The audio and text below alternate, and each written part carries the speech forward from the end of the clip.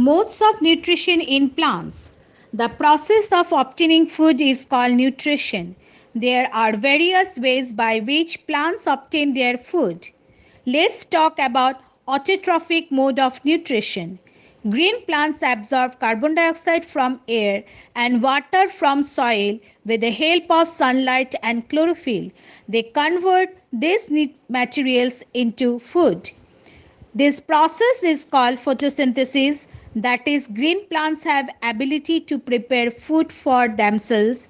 These plants are called autotrophs. The kind of nutrition in which an organism prepare its own food is called autotrophic mode of nutrition.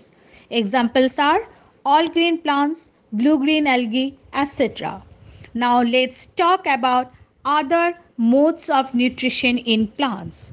Some plants like Cuscuta grows over other plants and obtain nutrients from it. Such plant is called parasite, and the plant on which it grows and obtains nutrients is called host. Such mode of nutrition where organisms obtain nutrient from other organisms' body is called parasitic mode of nutrition. For example, Rafflesia, corpse flower, etc. Saprophytic mode of nutrition. Some organisms like mushroom secretes digestive juices on dead parts of plants or animals so as to convert it into simple substances in solution form. They absorb nutrients in such form. Such type of nutrition in which organisms obtain nutrients from dead and decaying organic substances is called saprophytic mode of nutrition. And the other organisms which have saprophytic nutrition are called saprotrophs. Other examples are bread mold, also known as rhizopas, mucor, pin mold. Often food like pickles and materials like leather got spoiled by saprophytes such as fungi. Symbiotic nutrition. There are some organisms which live together. They share shelter and food. In science, we call such relationship as symbiotic relationship.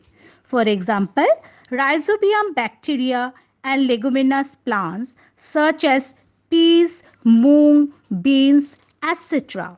The leguminous plants let the bacteria to live in the roots and also provide food to eat. On the other hand, the rhizobium bacteria convert nitrogen present in the soil in the form usable by the plants.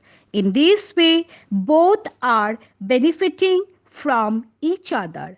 Another example of symbiosis is algae and fungi. It is called lichens.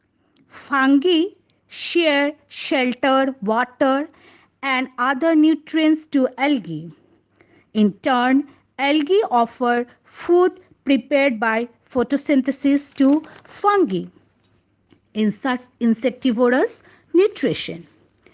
Have you ever heard about insect eating plants? Yes, it's true. Some plants like Venus flytrap and pitcher plant can eat insects. They are colorful to attract insects towards them. Parts of their body, such as lips, are modified into trap organs, such as pitcher, which helps for catching the insects.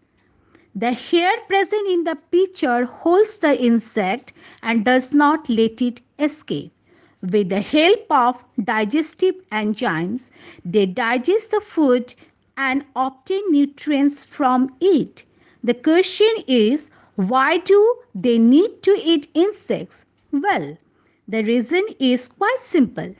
There is need of conversion of complex matter in the form which can be used by plants.